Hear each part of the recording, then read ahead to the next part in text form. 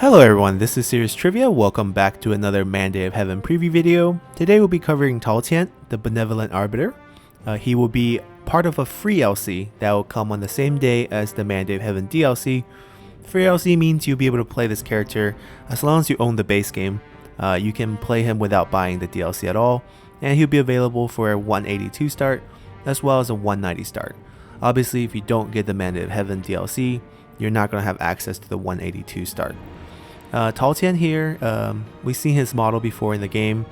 He has a different background. He used to be called something else, but his background bonus here is +2 public order, -10% corruption.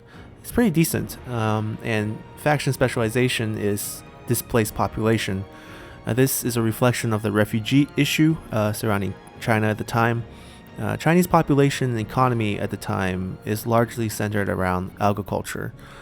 We see this reflected in the fact that government officials are paid in food. So land and farming was a very important factor. And as war raged on and as taxes became an issue and natural disasters, a lot of population got displaced. And this displaced population led to a lot of the unrest that eventually resulted in the Yellow Turban Rebellion. And we're going to have this as part of Tao Qian's faction, as we will have a bar that reflects on how many displaced population there are within his land.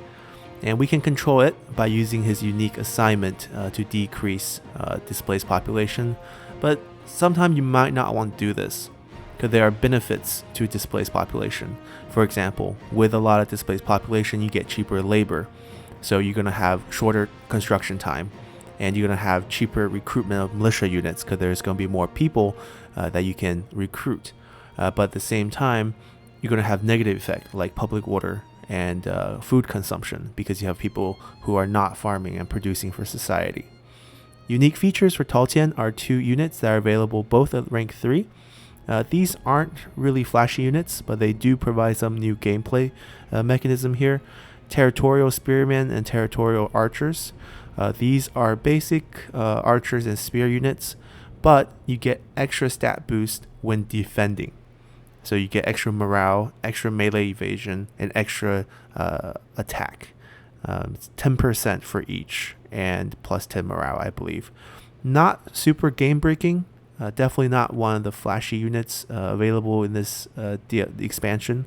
So we'll be checking these out, but I'm not so high on them. You do get a couple noteworthy characters that are familiar to most fans of Three Kingdoms, because most of Tao Qian's crew joined Liu Bei, and since they joined Liu Bei, they have a much greater role in history than a lot of the other small factions. So for example, here we have Jian Yong, the outspoken companion. We already seen him in the base game. He starts in the 190 start alongside Liu Bei. And then we have Mi Zhu, dependable administrator, who is also will play a key role in Liu Bei's development. So it seems like we're just kind of there for Liu Bei's event. But here we get to play him, so maybe things will be different in this sandbox. We'll be once again jump into the game, legendary 40 minutes, so let's see you guys in the game. Alrighty, we're loaded up into the game. Tao Qian drives the bandit from Donghai. We're once again beating up Shen Shi. Not a hard fight. Let's take a look at his faction first. We start out with a ton of characters. We have, well, let's maybe look through here first. We have Tao Qian, who's 50. He has 2 sons, Tao Shang and Tao Ying. Tao Shang is our heir. He is 29, sentinel, nothing too flashy. And Tao Ying is very young, only 17 years old. Aside of them, we have the Mi family. Mi Zhu and Mi Feng are brothers. 18 and 16, very young. Sun Qian is 18 years old, and Lady Mi is their sister, future wife of Liu Bei. As we have seen in our Liu Bei preview that Tao Qian marries her. I don't blame him. I mean, if I'm playing this optimally as Tao Qian, I would marry her too and make her our heir just because she is a commander. Jian Yong, as we have said earlier, is also part of the faction. He's a clerk, even though I think he should be outspoken companion, as labeled earlier. This is probably still an oversight for the beta build. We also have Que Xuan, which is random strategist. I guess random because he actually doesn't have a unique background here, but also noteworthy. Most likely, we'd probably be getting rid of some characters if we want to play efficiently, but for the case of our preview, we're going to keep everyone. We have a decent army, but we don't have any of our unique units, which is weird, because usually you do want to start with them to showcase them, but we don't have that option here, and we can't recruit them either because we start out level 1, and you can only recruit them after you reach level 3. A little bit awkward. Of these characters, the most useful one is going to be Mi Feng, just because he starts out with the burn trait. He also starts out with a very nice armor. Most likely you probably want to give it to your son who's already on the battlefield, but that's optional for now. Let's take a look at our faction specialization resource here, displaced population. Currently there's 125k displaced population in our land, and it will go down by 5k next turn because of ambulant resettlement. Regardless, we can see the tier bonuses in the first tier. It goes from 0 to 1 million. The tier breakdown is a little bit hard to tell, but I'm guessing the first one's 100k, and the second one's probably 300k, and then this way's 900k, and this one's 700k. That's my guess. But within the first tier, you're at +3 satisfaction, faction-wide, +6 public order, and 15% peasantry income. So all good stuff. Once you move into the second tier, which we're currently in, you still have a satisfaction boost. You still have a public order boost, smaller magnitude, but you lose 5% food production. You lose 5% income from peasantry, and you gain -5% recruitment cost from militia and territorial units. So basically you gain a new bonus, but you lose out on some of the old buffs, and there's a debuff to food production. If we move into tier 3, satisfaction is completely gone. Public orders drop to only +1, income's only +5, but the discount for recruitment goes up to -15. Food production also drops to -15. And then as you go on more, once you hit tier 4, you now have new bonuses. You have -1 construction time, -1 mustering. You have -30% food production, as well as -30% recruitment costs. So this is more of a build-up plus expansion type of situation. So as war rages on, you get more displaced population. You lose out on a lot of the nice public order bonuses and satisfaction bonuses and income bonuses, but you gain different types of bonuses. So this is a nice spectrum that allow you to play different styles. And the extreme tier 5, -2 construction time, -2 mustering turns, half your food production. Oh, actually, it probably wouldn't be half. It'd just be -50% because the percentages are additive, and then half price for militia and territorial units. So I think you could definitely play around with these to get them to work for you. It'd be an interesting mechanism. The bonuses aren't game breaking. I guess this is kind of game breaking if you have -50% food production, but I think even then you can get around that pretty easily. We are part of the Empire faction. We are a governor, in fact. So later on, we won't be able to declare ourselves as emperor. We start out with the counties of Pengcheng, but we don't have the city.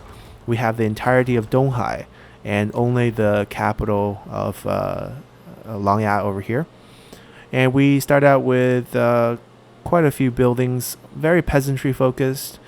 Thing to noteworthy here is the administrative office chain. This chain has been changed in this new DLC. Not only this main branch here that leads to the palace now provides public order, a negative penalty to public order, while providing a peasantry income, much like the tax collection chain, right? +80 -4, +85 -3. So this is almost the same stat you would see on the Shuhan tax collection, the faction unique building available to Liu Bei. But as you move it up, once you get to here, you continue to see this effect go on all the way to 500 peasantry income, as well as you get unique elite retinues for palace guards for your garrison. So it's an interesting building chain that allow you to focus on peasantry. It seems like you have some new options of building tall where you completely sacrifice your public order and tank your population, where you have tax collection, administrative office, land development, and government support, and you just rebel farm for a lot of flat peasantry income. Seems like a strategy. We can try it out. But other than that, we do start out with 3 assignments somehow. I don't understand how we have 3 assignments, because if you look at our characters, we are a level 1 leader, and we have a skill that doesn't give us any leadership bonuses. There's no special leadership bonuses on his traits. +2 public orders comes from that, and that's about it. And if we look at our heir, he is a sentinel. Only thing he has is +1 starting rank for all recruit. He also doesn't have anything flashy here in terms of faction-wide bonuses other than this +10% peasantry boost. So I don't see how we have extra assignments, but we do, so we'll take it. And most likely what we're going to do is just pop in Lady Me for peasantry income here with all the peasantry income buildings. We can also pop in her brother for construction boost. And other than that, let's see. This is the unique assignment that gives repopulation. So basically decreases your displaced population. Other than that, we can probably reduce construction here as well. Alright. Now we should get some trade deals done before we do the fighting. Same logic. Someone who's not easily destroyed and far away from us, like Dongzhuo perhaps. And then we'll get some cash from him as well. There we go. And now we can fight after we equip some items. We got 4 followers. That's a lot of followers. Get ourselves some cunning authority. Perfect stat boost for him. We're gonna put this on him.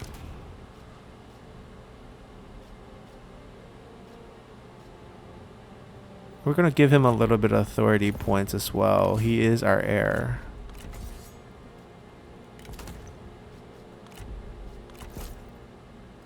Alright.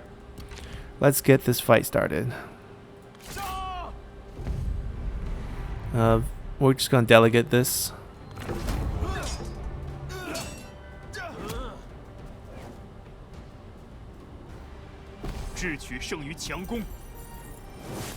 Alright, take the money. We beat them back, got some experience. Recruit 4 more unit. Okay, I think the game is hinting at us that we're going to be doing a lot of fighting early on. And I'm pretty sure we're fighting against looters, since we are part of the empire. So, let's recruit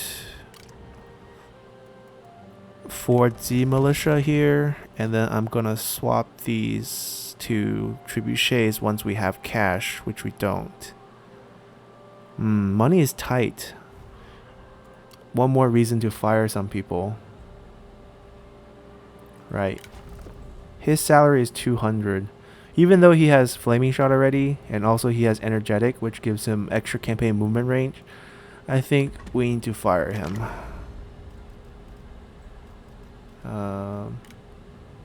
Goodbye.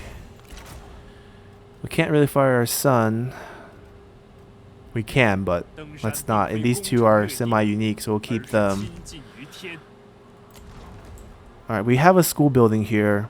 I would want to demolish this, but we're going to keep it for 1 turn just so that we can pick up the right reform, and then we'll demolish it the next turn. Yeah, there's nothing to build just because we don't have cash. And we'll wait for the assignments to come online. We do start out with the temple, which is nice because it gives the +10 satisfaction, which will neutralize a lot of the... It will completely neutralize the -10 general discontent for legendary difficulty. Alright, we recruited units, but we didn't move before then, so we're going to mess up the mustering if we move. So we're not going to move, because I don't know where we're moving to anyways. I don't know where the threat's going to come from. So let's continue. Alright, Turn 2. Alright, we satisfied that mission. We got some cash. Tao Qian provides for the needy. Ensure the following building has been constructed. Communal grain farm. 6,000. Okay. Communal grain farm should be part of this, right? Yeah. Level 3 farmland building.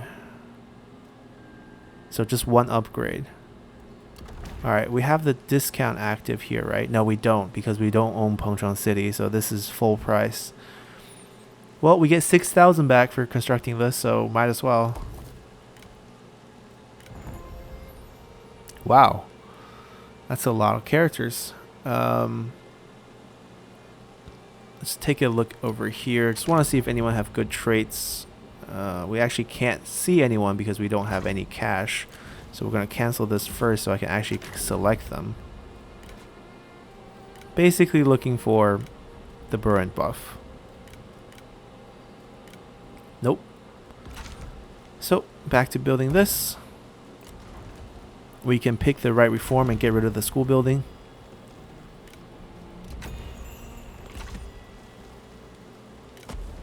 And then probably build tax collection here for cheap income in the beginning. Can't afford to build anything here. We're still gonna wait in place. I don't see any threat on the map yet.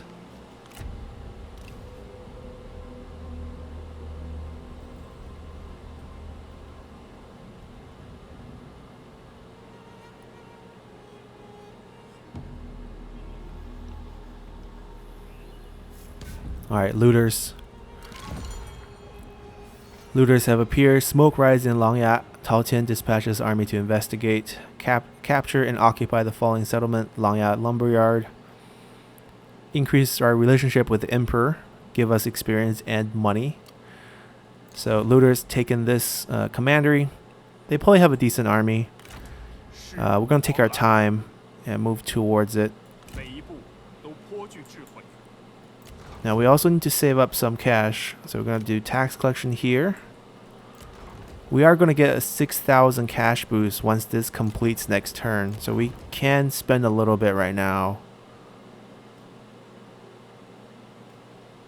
We probably just want this building.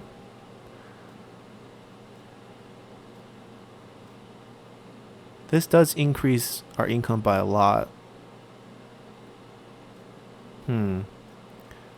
It's probably most worth, and we can farm rebels, so let's do that. And let's continue. Alright, we finished building the communal grain farm. 6,000 gold. We also leveled up. So here we're probably just gonna go aim for flaming shot. Any interesting characters? Oh, she could be a wife.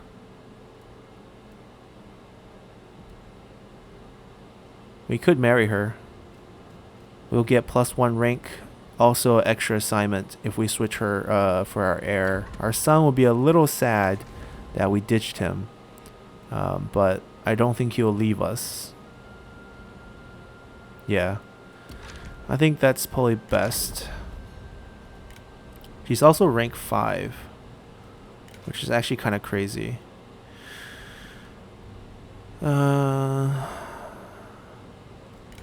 No, I'm gonna skip this because her rank is a little too high, and marrying Lady Mi would probably be better, to be honest. What we're gonna do is we're gonna park ourselves closer, and we're gonna start recruiting those trebuchets. At least we'll give them 1 turn of mustering, and then we'll continue to move.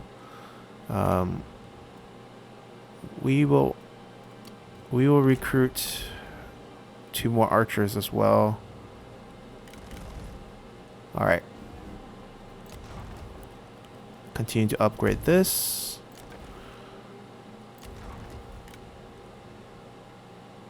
Oh, the -5 is actually +5. That's very confusing here. No, wait. Maybe it is -5. -5 passively, but we're gaining more not displayed here because of the war. Regardless, we're moving up. Alright, Yuan Shu declares wars on Zhangbao. I'm very happy the looter army is expanding. Basically, whatever they take is extra land for us. Alright, Mi Fang leveled up. He's going to be very useful as a brilliant officer. We're going to give him composure and precision, and he can join our army a bit later.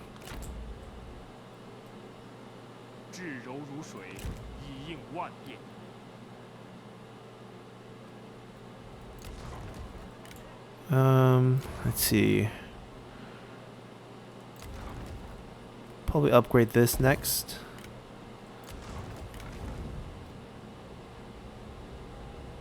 We can actually recall him next turn. Yeah, this can actually still build. So let's continue. Alrighty. Alright, no one that good. We're gonna just continue to build up here. Call him back now. Cancel him. Lady Mi also leveled up. I mean, I feel like I'm doing Liu Bei a service by not marrying her. She's fondness towards Liu Bei. I'm setting her up for excellent heir position. But we're not taking advantage of that, which is okay. Tao Qian's whole faction feels like it's created to service Liu Bei. I definitely didn't expect him to get a free LC Lord. He was not top on my list, but I think they just flushed out more characters so Liu Bei can have them. Right, lots of cavalry. 7 units of cavalry plus a general. At least these are infantry, so that's nice. Alright, we'll be okay. Sun Qian is a little bit unhappy. We can try to give him an assignment, perhaps. But we can just move on to next turn now. Alright. Plight of a merchant. During a session of office, a local merchant prostrates himself before you. Trade has suffered in recent months and the lack of business have driven people to search for opportunities elsewhere. Simply wishing to provide for his family, the merchant asks you for guidance on how best he can serve. Invest in agriculture. Drops commerce income, boosts peasantry income. That's quite nice. Invest in commerce, cost money, and increase commerce, trade influence, and +5 satisfaction for strategists. I don't need that. Employ him as a trader. Okay. Rebulk him. I actually want him to boost our peasantry. These are nice events. Tao Qian. We'll pass on him. Alright. We're gonna siege them down.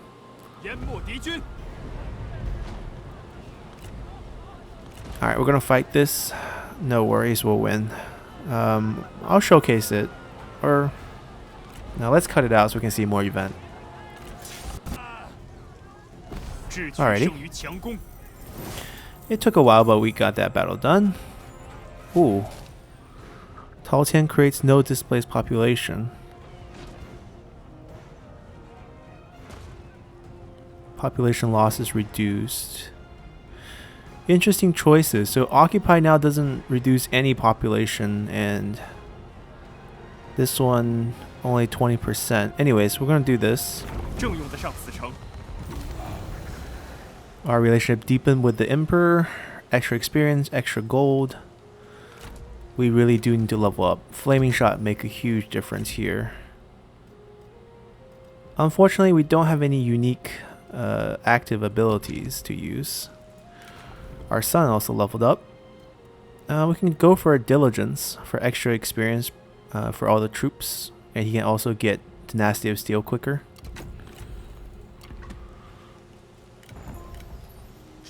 Alright, let's see what other events will trigger once we get this last battle through. This one, not so many cavalry, a lot of infantry. We might want to recruit another general here. Mi Fang with the burn buff would be nice. More range units would be nice as well. He's also a little mad that he's just sitting on the bench. Maybe we'll just use him. Yeah. We'll pop in a couple of these guys. And a few more archers. Just to spice things up a little bit.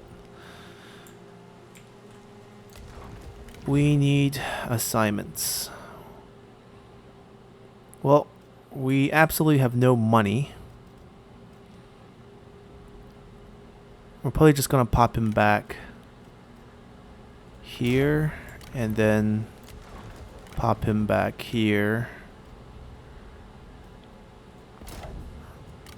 Alright, we'll get more money once we capture more territories. Reform.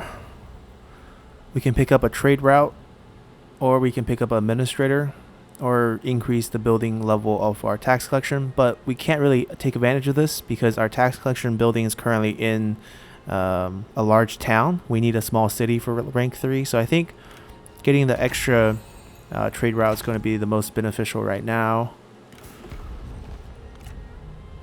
Let's see, who's rich? Liu Chong's pretty rich. Liu Chong is going to be alive. I don't think he'll get wiped out. So let's talk to him about it. Only 0.6 though. We could give him a food. He seems to be needing that. Oh, he is not willing to pay us much. Okay, hold on. Let me just check to see if we can get a trade deal with someone who's actually willing to pay us a little bit of gold.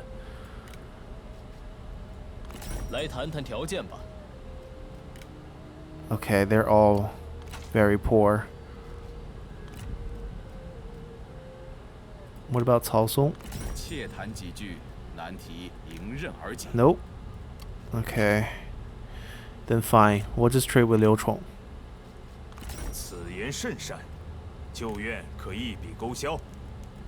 We'll give him food. We'll ask for a little bit of cash in return. Actually, it might be better to just ask for upfront cash then at this point. It's going to be more than 200.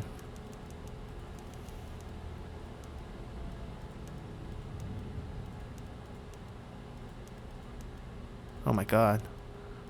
Come on. There we go.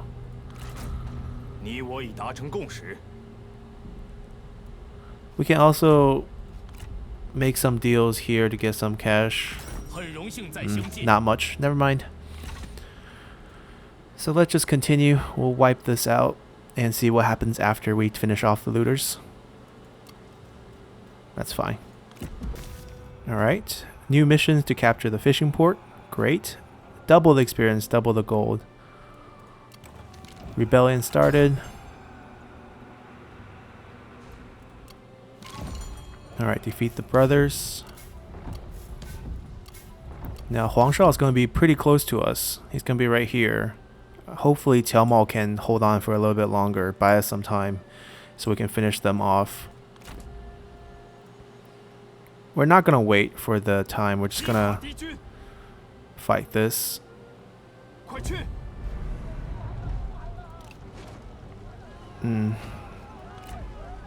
Seems like I have to fight it on the battlefield. This is a port. Yeah, that's probably best. I'm gonna just cut this part out. I just want to see what happens after this mission. So, see you guys after the battle. Alrighty. We won, but our son lost a duel, which kind of sucks, but occupy. We got the experience, we got the gold. Let's see what other missions we'll get after beating the looters. No missions. Okay, interesting. Well, we leveled up again. We need to come down here and get judgment for another trade route. And we also could get reach, but I think I want the trade route more. I think at this point, given that the rebellion has started and the looters are all dead, our only enemy here is Huangshao's army here. I think it's time to disband most of the units. That's what I think. I think when playing as Tao Qian, at this point, after you get Langya and you have Donghai and parts of Pengcheng, the strategy should just be shrink down your force, farm rebels here, because we do have a nice setup where we are going to get rebellion soon. And we can also expand the city to, small city to a city, and then build in a tax collection. So both the tax collector and this administrative office will help reduce fervor from Yellow Turban presence, and also give you a lot of peasantry income while destroying your public order. It'll open up options for you to farm rebels, get a lot of income from that. And then when Huang Shao has taken out Qiao Mao, we can go and take his land from him. So we're just waiting for Yellow Turbans to be more active so we can take some land away from quote-unquote coalition members, and then we'll expand out that way. So I think that's pretty much this faction. We didn't get a chance to see these units in action, but if we look at the stats real quick, they're part of the garrison here in the large town. They're just basically a different form of archers. They have additional buff here that gives you extra range damage, extra morale, extra melee evasion. I don't think it's that game breaking because it's percentage boost. So if we don't have a lot of base damage to begin with, the 10% isn't going to break anything. It's going to be basically 2.5 more damage, 1.5 more armor piercing. The melee evasion doesn't really matter for archers. And the morale is great. The morale is probably the best part of this boost here on defense. For the spear unit, same thing. They're stat-wise, they're very similar to the base unit. The only thing is the base damage is actually decent here. So I guess with this, they can be great against cavalry, great against generals, decent against enemy infantry in melee evasion. Still very, very bad against enemy archers. So got to figure out a way how to use them. I don't envision employing a lot of these. They could be cheap army sources if you have high displaced population, because they enjoy the same discounts as the militia units, and they're definitely better than their militia counterpart. That part is for sure.